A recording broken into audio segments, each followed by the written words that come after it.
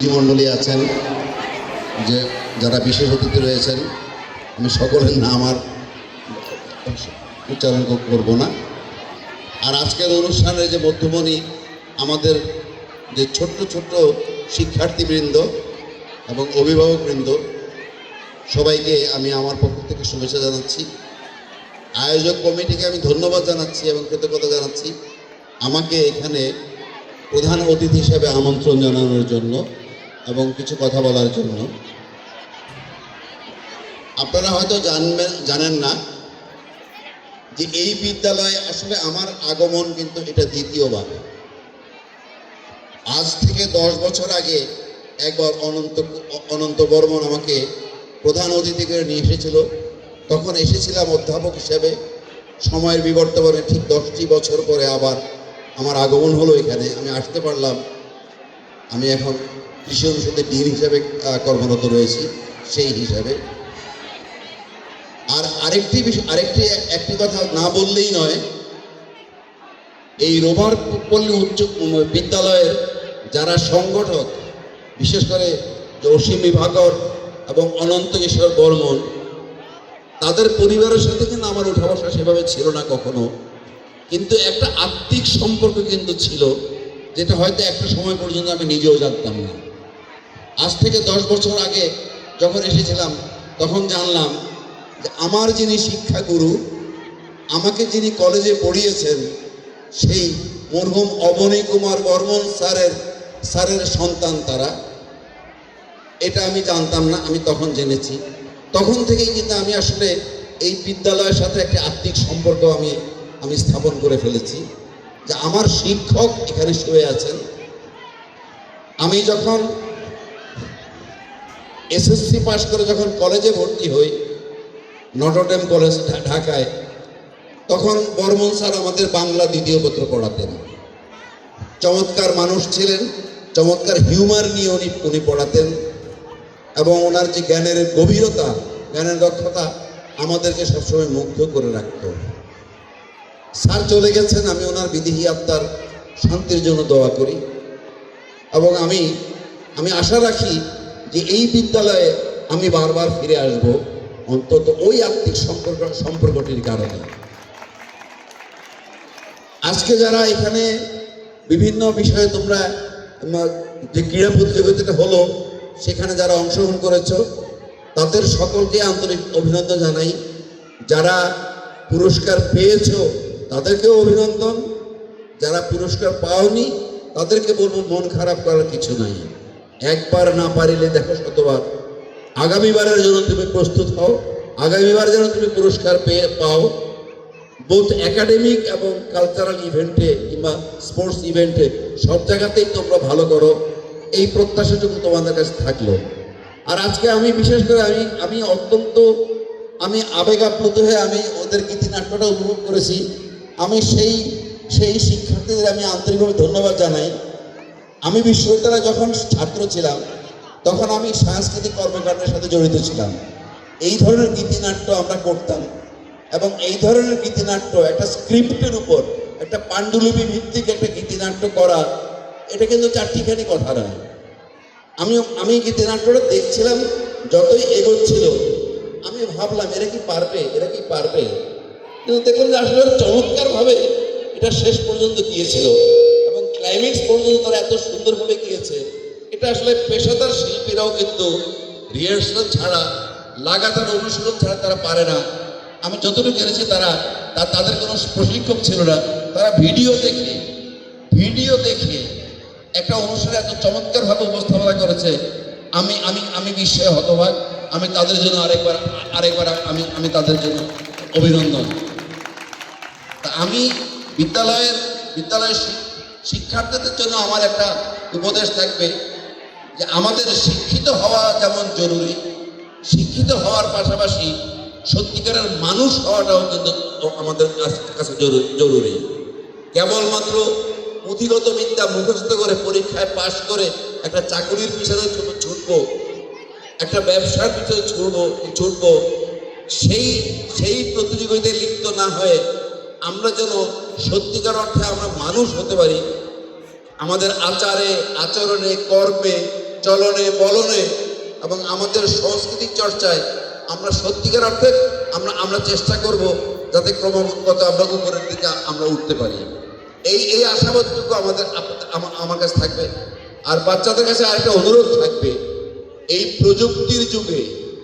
প্রযুক্তির যুগে মোবাইল যেমন আমাদের জন্য একটা আশীর্বাদ, এখন কিন্তু মোবাইল আশীর্বাদের চাইতেও কিন্তু বড় একটা অভিশাপ হিসেবে পরিণত হচ্ছে, বিশেষ করে ছাত্র ছাত্রীদের জন্য। তোমাদের কাছে আমার আবেদন থাকবে, অনুরোধ থাকবে যে মোবাইলে ভিডিও গেম দেখা, ভিডিও গেম খেলা, এটা হ্যাঁ তুমি করো, কিন্তু পড়াশোনা এবং অন্যান্য সৃজনশীল কর্মকাণ্ডের কথাটা ভুলে গেলে চলবে না। ফলে আমরা প্রযুক্তিকে আমরা ব্যবহার করব সাবধানতার সাথে।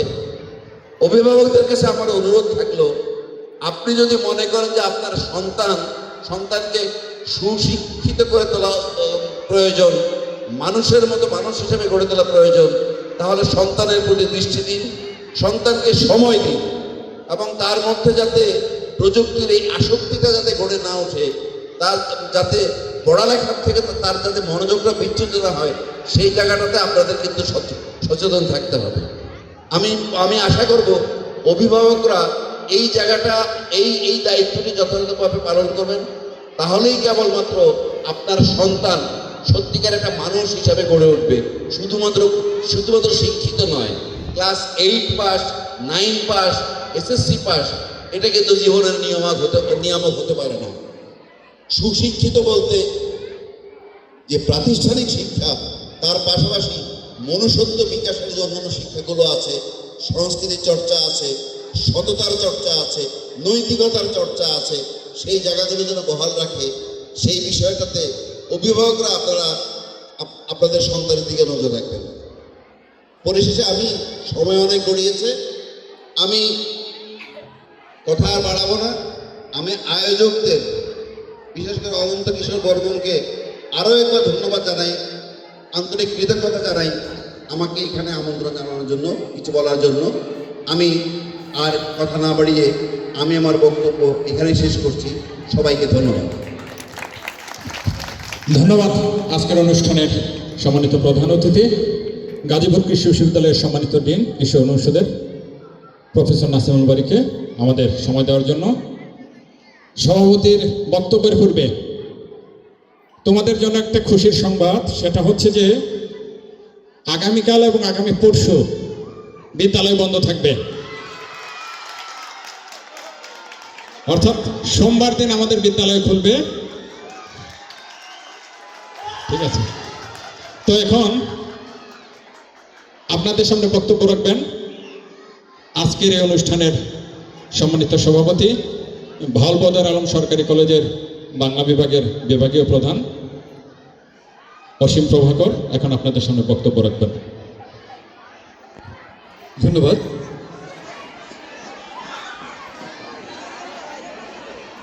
একটু খুব বেশি সময় নেব না, একটু নীরবতা চাই। আপনারা একটু আগে আজকের অনুষ্ঠানের প্রধান অতিথি, আমাদের প্রিয় মানুষ, শ্রদ্ধাভাজন প্রফেসর নাসিমুল বারী যে কথাগুলো বলেছেন, আশা করি আপনারা সেগুলো মনোযোগ দিয়ে শুনেছেন। আমি 3 মিনিট আমার কথা শেষ করব।